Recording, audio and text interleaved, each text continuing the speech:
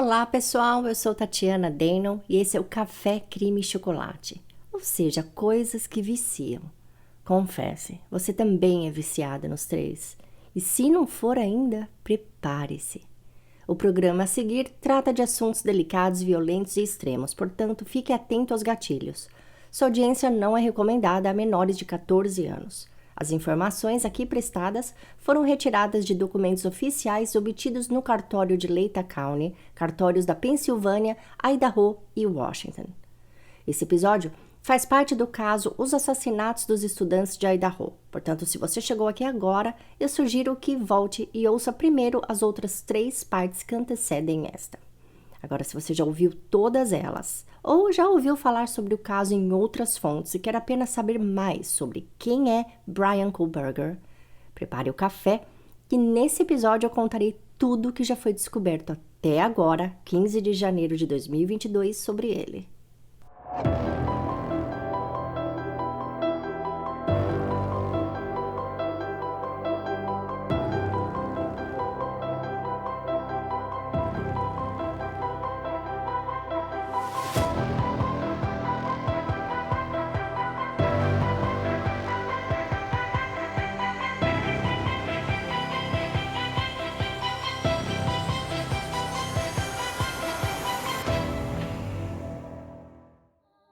Bryan Christopher Kohberger nasceu em 21 de novembro de 1994 na cidade de Albertsville, estado da Pensilvânia, nos Estados Unidos. Filho de Michael Kohberger, chefe de manutenção, e Mary Ann Kohberger, uma professora substituta da rede pública de educação, Bryan também tem 2 irmãs, uma chamada Amanda e outra Melissa. Ambas trabalham na área de saúde mental. Amanda Marie é orientadora em uma escola e Melissa Ann, psicóloga. Uma delas mora em Nova York e a outra em Maryland. Já os pais de Bryan residem em uma casa dentro de um condomínio fechado bem ao lado das Montanhas Pocono, um destino de férias bem conhecido na Pensilvânia, principalmente no inverno por conta dos inúmeros resorts de esqui. Por enquanto não se sabe muito sobre sua infância, apenas que seus pais pediram falência pela primeira vez quando Bryan era ainda bebê. Dominic Clark, que estudou com ele tanto no início do ensino fundamental como no ensino médio, disse ao New York Post que Bryan sofria bullying quando era pequeno e mais tarde passou a ser o bully ele mesmo, tratando mal alunos menores que ele. Durante a adolescência, Bryan não tinha muitos amigos e sua autoestima era muito baixa. Segundo Deja Mann, uma menina que estudou com ele quando tinha 13 anos, Bryan constantemente brigava com a balança, sentindo-se acima do peso e andava sempre sozinho. Mesmo quando abordado por colegas, ele não era de muito papo. Ainda segundo Deja, toda vez que ele tentava paquerar uma garota, as meninas sentiam algo estranho nele, algo que dava medo e elas se afastavam. Quando entrou para o ensino médio, na Pleasant Valley High School em Brodheadsville, escola onde ambos seus pais trabalhavam, Bryan se inscreveu no ROTC, que é um treinamento militar juvenil, e estava se destacando academicamente. Ele até chegou a fazer parte de um grupo de honra, mas isso só durou até o 2º ano. Em 2010, quando ele estava com 16 anos, seus pais entraram pela 2ª vez com pedido de falência devido a uma dívida no valor de $260.173. Foi nessa fase que Bryan se envolveu com drogas fortes e acabou se viciando em heroína. Seu peso caiu drasticamente. Segundo o New York Post reporta, Bryan teria perdido aproximadamente 80 quilos e, segundo seus amigos, adquiriu uma aparência doente. Nessa época, ele ainda enfrentava dificuldades sociais, tinha poucos amigos e até mesmo com esses amigos ele não se entrosava. Não tinha namorada e nas poucas vezes que era visto com alguém, era com seus colegas que também eram envolvidos com heroína. Ao graduar do ensino médio aos 18 anos, Bryan ingressou em um colégio técnico, mas não concluiu o curso por conta de seu vício. Dos 18 aos 22 anos, Bryan passou por um período provavelmente difícil por causa das drogas. Durante essa época, ele chegou a pesar apenas 57 quilos, o que pode ter sido por conta das drogas ou de sua dieta vegana ou uma coisa somada a outra, é claro. Numa tentativa de colocar a vida de volta nos trilhos, em 2016, ele entrou para a faculdade em Northampton, na Pensilvânia, e obteve seu diploma técnico em psicologia no ano de 2018. Neste mesmo ano, ele transferiu seu curso para DeSales University, onde em maio de 2020 obteve seu bacharelado em psicologia forense. A psicologia forense é o estudo do comportamento humano e dos processos mentais que se aplicam ao sistema legal. Este é o curso necessário para que nos Estados Unidos alguém se torne um criminal profiler. Durante as aulas, temas envolvendo crimes violentos são discutidos e o aspecto psicológico dos perpetradores são analisados. Eu pesquisei o currículo detalhado desse curso na DeSales e vou citar aqui para vocês as aulas que ele teve, porque mais para frente será muito importante para a construção do processo de acusação saber exatamente o que o Brian tinha ou não tinha como conhecimento. Eu estou também incluindo a ficha de inscrição desse programa da universidade dele em PDF na pasta de documentos sobre o caso no grupo do Telegram de apoiadores. E quem não for apoiador, não se preocupe, porque eu também estou colocando o link desse programa na universidade da DeSales, destacado nas fontes desse caso, só não em PDF, ok? Bom, ele tinha 6 matérias por semestre, sendo que no primeiro ele cursou Introdução à Psicologia, Estatística, Redação, Cultura Mundial, Filosofia e Educação Física Teórica. Mas assim, uma importância da saúde e bem-estar, sabe, é obrigado a cursar Educação Física nos primeiros 2 semestres. No segundo, ele teve aula de Julgamento pelo Júri Popular, Introdução a Sistemas de Computador, Redação 2, Língua Estrangeira, que ele escolheu alemão. Depois uma aula eletiva que ele poderia escolher o que ele quisesse fazer, a opção a gente não tem aqui, e Educação Física de novo. No terceiro semestre, ele fez as aulas Pesquisa e Análise de Casos, Psicologia Forense 1, Análise Crítica de Pensamento, Sociologia, Teologia/Catolicismo e Educação Física. No quarto semestre, Pesquisa Aplicada, Investigação Criminal do Ponto de Vista Psicológico, Desenvolvimento Humano, Sociologia 2, Literatura e novamente Educação Física. No quinto semestre, Psicologia Cognitiva, Teologia, Sociologia 2 e 3.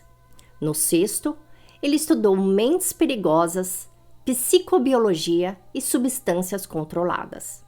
No sétimo semestre, ele teve Lógica na Psicologia, Substâncias Controladas 2 e, como parte do currículo, teria que atender seminários que agregassem valor ao curso, bem como fazer visitas a laboratórios de investigação.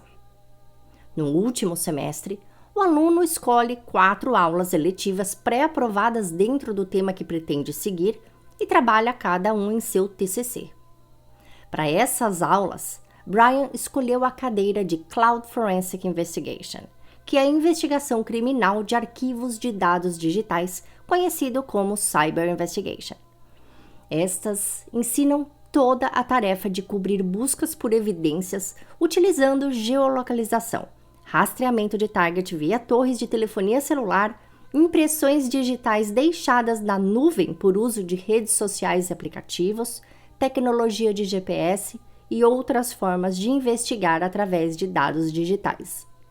Todas as atividades desse currículo são elaboradas por professores e, segundo reportou o Common Daily, foi no 6º semestre desse curso que Brian teve aulas com a conceituada autora Katherine Ramsland, que escreveu mais de 65 livros na área criminal, incluindo A Mente de um Assassino, Psicologia na Investigação de Mortes e seu famoso Como Capturar um Assassino, obra esta que virou série na Netflix. Ao término de seu bacharelado, Brian ingressou em um mestrado em Justiça Criminal na mesma universidade. Durante esse período, ele trabalhou como segurança também no mesmo colégio que estudou e onde seus pais ainda trabalhavam. Em abril de 2022, enquanto focava em sua tese de mestrado, Brian usou o site do Reddit para publicar uma pesquisa referente a essa tese. Título: Pedido de participação em pesquisa. E eu estou convidando você para participar de um projeto de pesquisa que visa compreender emoções e traços psicológicos que influenciam na tomada de decisão enquanto se comete um crime. Particularmente, este estudo visa entender a história por trás de seus últimos crimes, com ênfase em seu pensamento e em suas emoções durante o ato. Caso seu último crime não tenha resultado em uma condenação, você ainda pode assim mesmo participar da pesquisa. Questionários complementares estão disponíveis após a sessão de perguntas para que auxilie na compreensão de seus traços de personalidade. A pesquisa deve levar de 15 a 20 minutos. A sua identidade, suas respostas serão completamente confidenciais, bem como o link para o preenchimento da pesquisa. É preciso ter acima de 18 anos para participar. Se no meio do questionário você desistir de participar da pesquisa, poderá sair do link a qualquer momento. Qualquer dúvida a respeito dessa pesquisa, favor contatar o Departamento de Pesquisas da Universidade. E-mail do estudante responsável, bk5781@decels.edu. Obrigada pelo seu tempo. Na pesquisa, ele menciona condenação, porque dentro do Reddit, ele direcionou a pesquisa a condenados por crimes violentos. Essa pesquisa não tem nada demais e está completamente dentro do tema de estudos dele. Muitos internautas acham que essa pesquisa é para lá de estranha, mas não é. Pesquisar e estudar não é estranho. Até ter vontade de machucar ou matar alguém é algo bem mais comum do que a gente imagina. Agora, errado é colocar essa vontade em prática e cometer o ato de assassinar. Até porque, veja bem, de acordo com estatísticas, 11.039 estudantes receberam diploma de curso superior em criminologia nos Estados Unidos entre 2021 e 2022. E até onde sabemos, dentre eles, apenas Bryan Kohberger veio depois invadir uma casa durante a madrugada e assassinar os moradores enquanto dormiam. Bom, assim que concluiu seu mestrado em maio de 2022, Bryan se inscreveu em um programa de doutorado em criminologia e foi aceito pela Universidade de Washington, do outro lado do país. Foi então que, em julho de 2022, ele fez o trajeto de 37 horas de carro e se instalou no campus da universidade, que fica na cidade de Pullman, a apenas 15 minutos de um outro campus, de uma outra universidade, a de Idaho. Assim que as aulas começaram, Bryan começou a procurar estágio e, segundo consta na própria declaração de causa provável, ele mandou ao Departamento de Polícia de Pullman uma proposta para auxiliar a equipe de patrulha rural a investigar crimes usando dados de geolocalização por torres de celular e câmeras de segurança. Ele não foi selecionado para o estágio, não sabemos por quê, mas acabou conseguindo uma vaga remunerada de professor assistente na própria universidade que cursava o doutorado, dando auxílio com as aulas de justiça criminal. 21 dias após o início das aulas, segundo dados da declaração, foi quando Bryan passou pela primeira vez pela casa das estudantes de Idaho em Moscow. Foi provavelmente ali que ele começou a stalkear uma das moradoras da casa.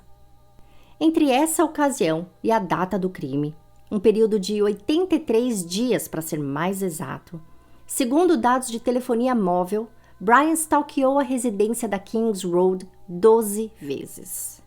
Isso somente em situações onde o celular dele estava ligado ou fora do modo avião. Ainda não sabemos o que ele fazia nessa época. Que bares frequentava, que restaurante comia.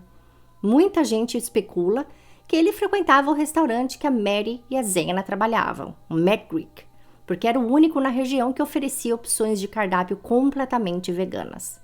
E segundo um de seus amigos, B. Norman, ele era bem rígido com a dieta. Só lembrando que Mary e Zena trabalhavam como garçonete no local e Mary ainda administrava a conta do Instagram do restaurante. 5 dias após o crime, Bryan foi ao Departamento de Administração de Veículos e pediu para transferir a placa de seu carro para o estado de Washington, onde estava morando. De acordo com a lei do estado, um novo residente tem o prazo de 30 dias para transferir a placa de seu veículo de fora. Porém, Bryan não precisava cumprir essa regra, pois seu carro, o Elantra branco, estava em nome de seu pai, e ele residia na Pensilvânia. Mesmo assim, 5 dias após o crime, ele transferiu a placa. Isso significa que ele teve que pedir ao pai dele o documento de transferência do carro assinado. Considerando um dia de correio expresso, Brian provavelmente pensou antes de fazer isso. Ele possivelmente cometeu o crime sem muito cuidado com seu carro, sabendo que mudaria de placa depois de poucos dias. O que ele não se atentou é que a faculdade ainda tinha em seus registros o número da placa que ele usava de agosto a novembro. Dia após o crime, o Brian não mudou somente a placa de seu carro. Ele mudou também seu temperamento. Em uma entrevista dada para o CBS News, Ben Roberts, que estava na mesma turma de doutorado que Brian, disse que ele era um cara estranho já, antes de tudo, extremamente quieto. Mas de uma hora para outra, na segunda quinzena de novembro, ele passou a agir de forma completamente oposta, tornando-se falante e agitado. Também, segundo Carrie Brin, repórter da rede CBS, um vizinho que não quis se identificar disse que Brian pela primeira vez puxou o assunto com ele do lado de fora de seu apartamento e comentou sobre os assassinatos, dizendo que achava que o crime havia sido passional e que a polícia de Moscow não tinha ainda um suspeito em vista. Agora o mais chocante, enquanto as aulas pararam em Moscow após o crime, as aulas de Pullman continuaram e a turma de Brian teve uma aula inteira dedicada a falar sobre o crime. Em entrevista ao jornalista Patrick Reilly, um aluno chamado Orr Norton disse que a discussão tomou um período inteiro da aula e muitos conversaram e interagiram com o professor, menos Brian, que manteve-se quieto e sem expressão a aula toda. Agora deixa eu fazer uma pausa aqui para adicionar algo. Veja que esse aluno notou o silêncio de Brian, certo? Ali naquela classe, todo mundo está em nível de doutorando. O professor provavelmente é especialista em criminologia e tudo mais. Então vocês concordam comigo que ele, o professor, ou até outro aluno, pode muito bem ter estranhado a atitude de Brian e ter dado um tip, uma pista para a polícia? E eu digo isso porque, segundo o penúltimo comunicado da polícia à imprensa antes da prisão, o Departamento de Polícia de Moscou já tinha recebido 2.943 pistas por e-mail, 3.238 pistas por telefone e 1.165 dados digitais de civis, ou seja, de pessoas comuns como a gente. Então, quando se pergunta como a polícia chegou até ele, certamente pessoas próximas a ele deram pistas que apoiassem as evidências, e essas pistas não constam na declaração, porque serão usadas depois em tribunal, com essas pessoas servindo como possíveis testemunhas. Bom, no dia 13 de dezembro, o Elantra de Brian, com nova placa, foi visto na cidade de Loma, no Colorado. O que ele foi fazer lá, não temos a menor ideia. Descartar a faca usada no crime, descartar suas roupas, talvez, caso ele não tenha descartado no local que eu suspeitei lá na parte 3, no Hell's Gate. Seja lá o que Brian estivesse fazendo no Colorado neste dia, o pai dele estava junto com ele. Possivelmente, Michael teria ido para Washington assinar a transferência do carro para o nome de Brian. Ou não sei. Eu não encontrei nenhuma informação confiável a respeito do porquê o pai foi até Pullman para acompanhá-lo no trajeto até a casa da família em Albertsville, na Pensilvânia. E sabemos que pai e filho estavam juntos porque no dia 15 de dezembro, o Elantra branco com nova placa dos Kohlbergs foi parado pela polícia não somente uma, mas 2 vezes no trajeto, e essas paradas foram gravadas pela câmera acoplada no uniforme dos policiais. As 2 paradas aconteceram na Interestadual 70, no estado de Indiana, o que significa que das 3 possíveis rotas entre Washington e Pensilvânia, eles optaram pela mais longa, que leva 1h30 a mais. Caso contrário, eles não estariam passando por aquele estado. Isso me lembra o caso Gannon Stock, que a madrasta Letitia saiu do Colorado e foi para Carolina do Sul, ou do Norte, não me lembro, de carro, por um percurso bem longo e bem nada a ver, passando pela Flórida, lá embaixo na Flórida, que não tem nada a ver, só para despistar, confundir a polícia e, é claro, se desfazer de evidências. Não sei se vocês lembram, se não, escutem esse caso. Bom, quando parado perto de Indianápolis, às 10h41 da manhã, o O policial pediu a carteira de motorista de Brian, que estava conduzindo o carro, e o orientou a não colar no carro da frente, pois aquilo era considerado imprudente. Isso em inglês se chama tailgating. Quando um policial aqui nos Estados Unidos te para no trânsito e diz que você está tailgating, significa que você está dirigindo muito pertinho do carro à sua frente. A parte principal da conversa deles foi mais ou menos assim.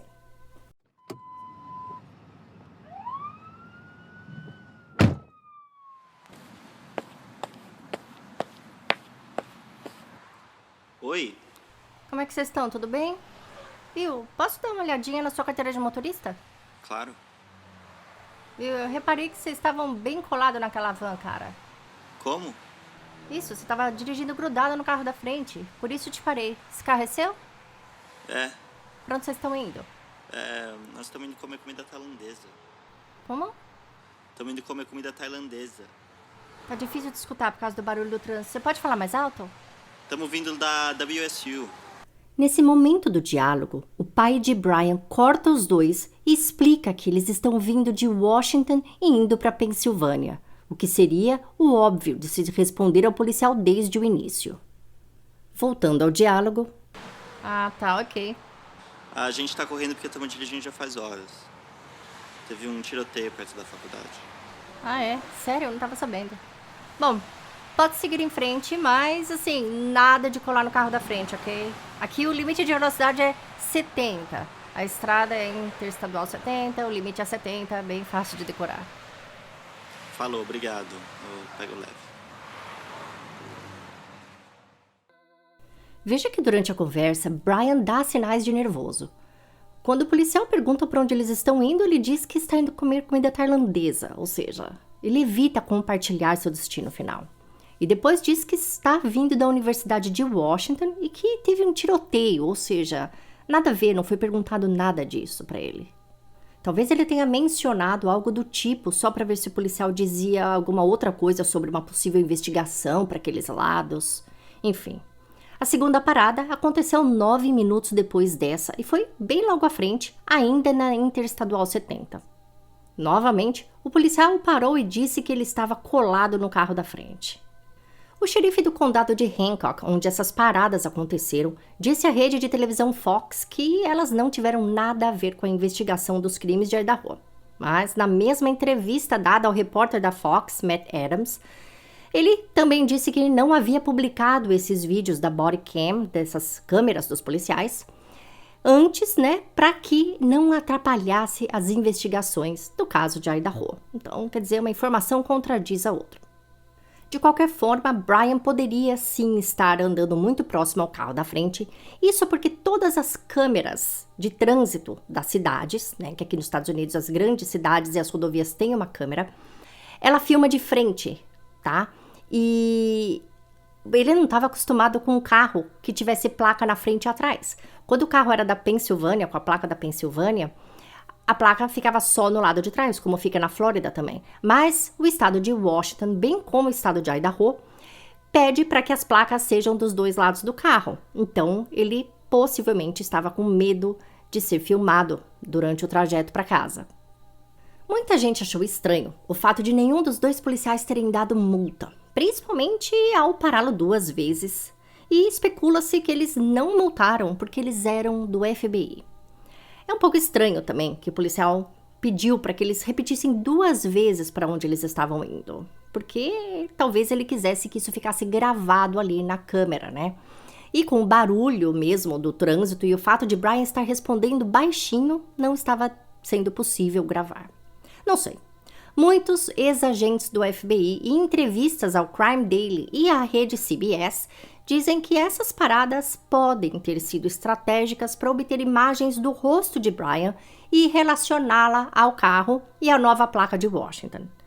Muitos dizem até que poderia ser também uma oportunidade de ver se ele tinha marcas de defesa nas mãos, mas lembre-se, essas paradas aconteceram 30 dias após o crime.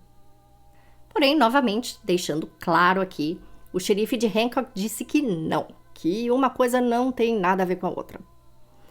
Brian e o pai chegaram em casa, na Pensilvânia, no dia 16 de dezembro, E o que sabemos é que, eventualmente, sua casa viria a ser monitorada por oficiais da paisana. Após ele ter sido preso no dia 30, a polícia entrevistou vizinhos e pediu gravações de câmeras de segurança. Nessas gravações, podia ser visto Brian, de madrugada, carregando o lixo de sua casa com luvas cirúrgicas até a lixeira de um vizinho a mais ou menos 35 metros de distância de sua lixeira. Uma outra gravação mostra Brian fazendo uma bela faxina em seu Elantra. No dia 1º de janeiro de 2023, logo após a prisão ter sido divulgada, sua família fez uma declaração por meio do advogado e defensor público de Brian na Pensilvânia, o Dr. Jason Labar, dizendo o seguinte: em primeiro lugar, nossos profundos sentimentos às 4 famílias que perderam seus preciosos filhos. Não há palavras que possam expressar adequadamente a tristeza que sentimos e estamos rezando todos os dias por eles. Acompanharemos o desenrolar do processo legal, como família, amaremos e apoiaremos nosso filho e irmão durante esse período. Nós temos cooperado totalmente com a polícia e com a justiça na tentativa de buscar a verdade e promover sua presunção de inocência, ao invés de julgar fatos desconhecidos e fazer suposições erradas. Pedimos privacidade nesse momento, pois nossa família e a família de todos que sofreram as perdas precisam seguir em frente com o processo legal. Brian foi mantido em uma sala individual e foi obrigado a usar uma vestimenta chamada Turtle Vest, que é uma espécie de bata resistente a rasgos que geralmente é usada para impedir que um indivíduo hospitalizado, encarcerado ou detido cometa suicídio. Ela é feita de um tecido acolchoado, sem gola e sem mangas, com aberturas ajustáveis nos ombros e na frente, fechadas com velcro. A espessura dessa roupa é bem grossa e por isso é praticamente impossível enrolá-la ou dobrá-la. Assim, o preso não tenta fazer um laço ao redor do pescoço com ela. Ao mesmo tempo que é segura, a bata oferece conforto e cobre as áreas privadas do usuário.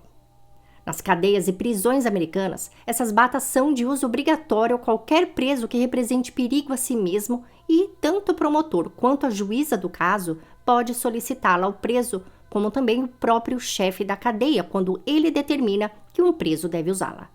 O sucesso dessa vestimenta fez com que vários fabricantes de itens para prisão fabricassem cobertores seguindo o mesmo padrão, colchões e até travesseiros anti-suicídio.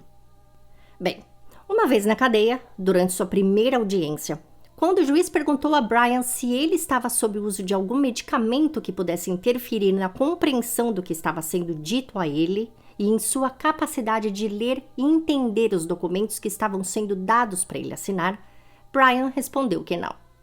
Isso pode indicar que ele não estava se tratando com medicamento nenhum para transtornos psicológicos no momento da sua prisão, pelo menos, ou que seu medicamento ou dose não afeta sua capacidade de compreensão. Por conta dele ter respondido que não, sua defesa não poderá depois tentar mudar o curso do processo, usando argumentos de que ele estava medicado, como aconteceu no caso dos assassinatos da família Todt, com o réu Anthony Todt. No dia 2 de janeiro, a juíza Megan Marshall, que presidirá o caso, emitiu uma ordem de silêncio proibindo advogados, litigantes e testemunhas do caso de dar entrevistas e comentar o caso fora dos tribunais. O objetivo fundamental dessa ordem é o de conter a publicidade do caso, que tende a voltar a opinião pública contra o réu. Isso prejudica a defesa e dificulta a realização de um julgamento justo e imparcial por criar preconceitos. Brian foi extraditado a Idaho no dia 4 de janeiro e foi admitido na cadeia do condado de Leta, onde permanecerá detido até seu julgamento sem direito à fiança. No dia 12 de janeiro, ele compareceu à sua primeira audiência com o rosto machucado ao lado de sua defensora pública Ann Taylor. Segundo o chefe da cadeia onde ele está, o arraião foi feito por Brian mesmo por acidente. Nessa audiência, ele poderia optar ou não por um julgamento rápido. Nesse caso, a Constituição permite que ele seja julgado em 100 dias, ou seja, tanto defesa quanto acusação têm esse prazo para apresentar suas teses. Nesse caso, tanto um lado quanto o outro precisa correr com o trabalho. Em sua audiência, Brian negou o direito a um julgamento rápido. Ele provavelmente fez essa escolha porque quer ter tempo suficiente de ver o que a acusação tem contra ele e decidir o que é melhor fazer, se declarar culpado ou inocente. Se ele optasse por um julgamento rápido, ele teria que se declarar culpado ou inocente naquela audiência mesmo. E como ele não sabe o que tem, ele ainda não sabe com que peças ali ele pode jogar esse jogo que está jogando com a justiça, entende? Tendo optado por um julgamento normal, ele tem agora até junho para fazer sua declaração de status, ou seja, ele quer ver tudo o que a acusação tem. Aliás, o advogado dele já pediu, a advogada, né? O time dele já pediu, foi a partir de um advogado homem, mas ele é o assistente dessa advogada principal, da defensora pública. Eles já pediram uma lista com tudo, com prova de DNA, com tudo que é possível. E, obviamente, o Brian quer dar uma olhada nisso antes de colocar o seu status de inocente ou culpado e partir para um julgamento. Bom, ou talvez, desculpa, gente, um julgamento ou uma negociação, né? Bom, isso é tudo que sabemos a respeito de Brian até agora. Ele certamente tem muito conhecimento jurídico, criminal e investigativo. E ele literalmente se especializou academicamente naquilo que a polícia mais acumulou como evidência contra ele. Evidências baseadas em geolocalização. Será que ele, na hora do estresse, acabou pecando em alguns detalhes, ou será que ele premeditou tudo isso, planejando ser pego e assim provar para a polícia que eles estavam defasados na maneira de coletar dados digitais e usá-los de forma correta na justiça? Principalmente após ele não ter sido aceito como estagiário na polícia de Pullman para esse cargo. Bom, muito se fala com relação à formação dele e sua tese de mestrado, onde ele queria saber, através de pesquisa, como pensava e sentia um assassino. Será que ele pensou que a melhor maneira de se conhecer um assassino seria se tornando um? Será que Brian estava levando tudo isso como um trabalho de pesquisa de uma mente desviada? Será que ser pego, estudado e julgado ainda faz parte desse trabalho? Nesse caso, teria sido essa a razão dele ter usado seu próprio carro e próprio celular enquanto fazia tudo o que fez? Bom, essa seria uma maneira, no mínimo, endiabrada de se estudar e de, no caso de muitos criminosos, tentar perpetuar seu nome, pois ignora os sentimentos das vítimas, de suas famílias e da própria família dele, porque eu não consigo imaginar como seus pais estão se sentindo. Por isso, antes de mais nada, eu gostaria de alertar aqui que, caso você que está ouvindo sinta desejos de praticar o mal a você mesmo ou a outras pessoas, procure ajuda, porque essa ajuda existe. Inclusive, estamos no mês de janeiro, que traz conscientização a respeito da importância da saúde mental, né, com o Janeiro Branco. E a decisão de buscar ajuda profissional é bastante cercada ainda de estigmas e falta de informação. Só que a internet está aí para ajudar, gente, basta buscar. Bom, o Brian não foi ainda formalmente diagnosticado com nenhum tipo de transtorno, pelo menos não publicamente, mas depoimentos de amigos dele dizem que ele tinha muita dificuldade para dormir e para se relacionar. Agora vamos lá. 2, 3 dias atrás, através das redes sociais, eu perguntei a vocês, ouvintes, que dúvidas sobre o caso vocês tinham e fiquei de responder por aqui no episódio. Vocês mandaram muitas perguntas. Boa parte delas podem ser respondidas na narração do caso 3 e 4 já. Muitas também vieram repetidas, ou seja, parece que todo mundo está mais ou menos com o mesmo tipo de dúvida. Então eu vou responder aqui só as que o caso até agora deixou ali meio sem explicação, ok? Vamos lá.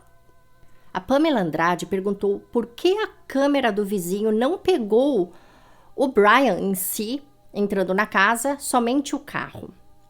E a resposta é que a câmera, ela não estava virada para o lado da casa dos estudantes, e sim voltada para a rua. Por isso, na declaração, só fala do som que veio da casa, né? E depois ela fala do carro passando na rua em alta velocidade. Mas a câmera do vizinho não mostra onde ele estacionou, por exemplo. A Gic Santana perguntou se já fizeram algum teste de polígrafo, detector de mentiras, ou se já foi feito algum teste de DNA. Bom, teste de polígrafo não, porque ele se recusou a falar. um direito concedido pelo Miranda Rights, então não teve interrogatório. Ele, a partir de agora, só fala em tribunal e teste de polígrafo não é aceito pela justiça. Sobre DNA, também não sabemos ainda, mas, por lei, ele não é obrigado a oferecer provas contra ele mesmo. Um preso só é obrigado a fornecer amostra de DNA se for condenado e não se estiver preso apenas enquanto aguarda julgamento. Terceira pergunta, uma ouvinte que preferiu não se identificar perguntou em qual posição as vítimas estavam quando foram mortas.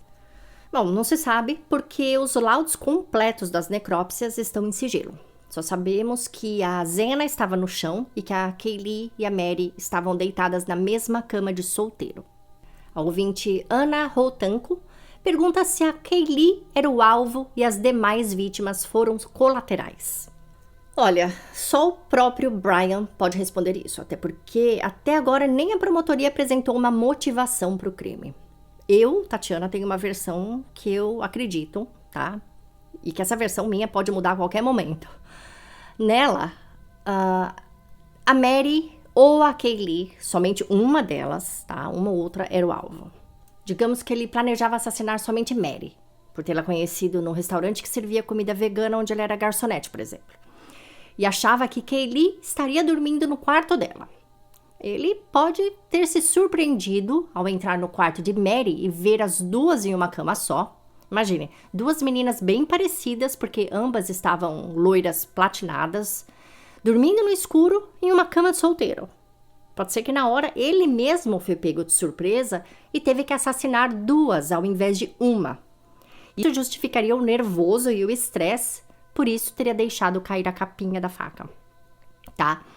E aí, quando ele está descendo, ele topa com Zena, indo levar o saquinho do lanche dela na cozinha, pois em uma foto, tá? Que já tem aí, tá até no meu Instagram, inclusive.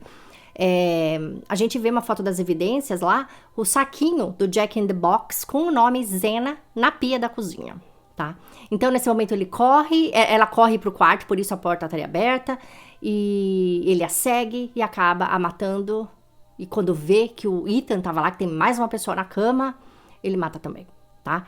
Então, nesse caso, ele não sabia e acabou indo pra casa pra assassinar uma pessoa e acabou assassinando 4. Isso faz com que ele saia tão apressado que não vê ou decide não perder mais tempo com Dylan, porque provavelmente ele tinha pouco tempo pra fazer tudo isso. Pouco tempo por quê? Também não sabemos, né? Outra versão que eu acredito é ele chegando e aí primeiro ele encontra a Zena ali ou comendo o lanche ou indo pro quarto dela, tá? E sem imaginar que alguém estaria na casa e poderia acabar com o plano dele de assassinar o alvo 1, que era o alvo dele da noite, ele vai lá, elimina a Zena, aí vê Ethan, elimina ele também, e quando chega lá no alvo dele, vê que tem 2 na cama e ele tem que fazer o que fez. E aí é assim que 1 vira 4. Essa seria uma possibilidade do alvo ter sido uma pessoa e o restante colateral na minha cabeça, tá, gente? Vamos lembrar que ele não estava ali na frente da casa vigiando quem chegava a horas. Ele saiu do apartamento dele quase 3 da manhã e a essa hora todos os moradores da casa já estavam lá, segundo a declaração. Bom, uma outra pergunta de uma ouvinte anônima é: quais as possíveis penas que ele pode ser condenado? Uma outra pergunta de uma ouvinte anônima é: quais as possíveis penas que ele pode ser condenado? Bom, no Idaho ele pode ser condenado à morte ou receber pena de prisão perpétua pelos assassinatos. Agora, a pergunta da Carol Fergentil: se o DNA não é 100%, o crime não pode ter sido cometido por um parente próximo? Então, não existe resultado de DNA para esse tipo de exame, que é de combinação, com 100% de certeza. O máximo adquirido é 99,999. E o do pai dele foi 99,998. O estudo de DNA, ele puxa também dados como gênero biológico e grau de parentesco. Então, considerando que o resultado foi para parentesco pai-filho, 99,998, o DNA da capinha só pode ser de Brian ou de algum outro filho biológico de Michael Kohlberger. Esse irmão, entre aspas, dele, teria que estar também no Elantra e andando junto com o Brian em seu celular. e ter estado na casa, né? Que coincidência seria essa? Ou segurado a faca, ou essa faca poderia ter pertencido a esse irmão, tá? A esse ponto da investigação, se Brian tivesse um irmão, eu acho que ele já teria avisado. Opa, gente, peraí, eu não sou filho único. Então, aparentemente, não tem, tá? Agora, a pergunta da doutora Carol Matias. Ela pergunta se ele, o Brian, já conhecia alguma das vítimas e qual seria a relação deles.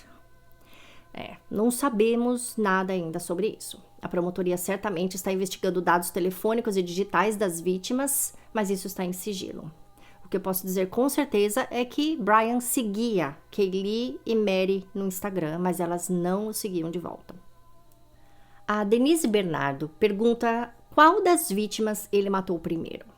Bom, isso ainda não se sabe. Ou ainda está sob sigilo, né? Mas essa informação, ela só será obtida com um teste de contra-evidência, testando qual corpo não terá evidência de sangue do outro. O corpo que tiver sangue só da própria vítima será a primeira vítima. O corpo que tiver 2 tipos de sangue nos ferimentos será a segunda vítima. O que tiver 3 tipos de sangue no ferimento, a terceira. E o corpo com 4 tipos de sangue, a quarta vítima. Isso considerando que ele não tenha trocado de faca entre uma vítima e outra, que é uma possibilidade, né? Não é porque ele esqueceu para trás a capinha de uma que ele usou só uma. A Eti Cassol Makeup perguntou como ele conseguiu assassinar 4 pessoas em mais ou menos 20 minutos. Não sabemos, só ele pode nos contar. Mas se ele estava sozinho mesmo, que é o que a polícia acredita, ele só poderia estar movido por muita adrenalina, né? O que é possível. Lembrem-se que Israel quis... A meta dele era sempre fazer tudo o que ele fazia dentro de uma casa em 5 minutos. Pergunta de uma ouvinte ali no Instagram que preferiu que eu não colocasse a identidade dela aqui no episódio. Verdade que ele tem uma irmã que fez um filme parecido com o caso? Sim, gente. A irmã dele, Amanda, quando era mais nova, tentou a vida de atriz e participou em um filme desses de horror trash. No filme, um grupo de estudantes ia a um acampamento, parece, uma área com bastante árvores, numa área afastada. E ali, um por um ia sendo assassinado a facadas. E a personagem feita pela irmã do Brian é, na trama, uma das que sobrevive. Que mais? A Thaís Ribeiro perguntou: se o Brian está tão ligado ao caso desde o início, por que demorou tanto para ser descoberto? Bom, Thaís, uma coisa é o suspeito estar no radar da polícia. Outra é a polícia ter provas mesmo de que ele está conectado ao caso. E essas provas demoram para ser analisadas. Pense bem, no caso do carro mesmo, foram mais de 3.000 vídeos enviados à polícia. Já pensou, gente, assistir mais de 3.000 vídeos várias vezes? Até porque esses vídeos geralmente são de péssima resolução. Então, pra gente, assim, né, que tá aqui ouvindo o caso, acompanhando, parece que demorou. Mas pra justiça e pra polícia, o trabalho de identificação foi bem rápido. Pergunta da Simone MXI. Será que o entregador de comida ouviu? Eu acho que se ele tivesse o visto, ele teria sido uma boa testemunha para essa declaração, né, de causa provável, ao invés do testemunho da Dylan. A única coisa falada foi que a câmera do uniforme do DoorDash, né, do motorista do DoorDash, flagrou o Elantra de longe na rua e entrou para evidência essa filmagem. Foi até um dos primeiros avistamentos do carro. Bom, gente, essas foram as principais perguntas. Obrigada mesmo todo mundo por ter participado. E desculpa eu não ter respondido todas, né?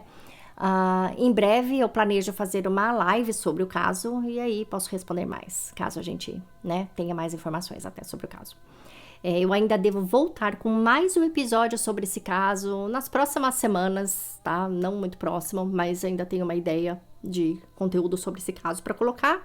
Não vou contar agora para não estragar, né, o suspense, ok?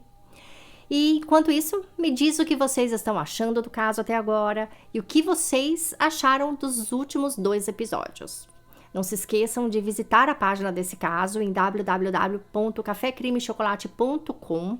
Na aba de arquivos de casos, vocês encontram um episódio lá.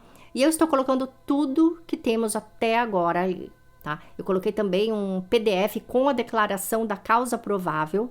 E no Telegram dos apoiadores, eu vou colocar todos os documentos oficiais que tenho e pretendo continuar alimentando a pasta à medida que novas atualizações vão saindo. Até porque atualizações de casos é uma vantagem que o Café Creme Chocolate oferece a quem apoia o podcast. Todos os meses temos uma newsletter com essas atualizações e, inclusive, não só desse caso, mas de todos os casos já contados até hoje. Toda vez que uma novidade surge, eu coloco lá.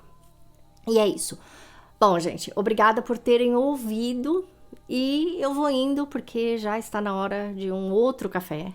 E eu volto no dia 1º com mais um caso criminal para vocês. Até lá!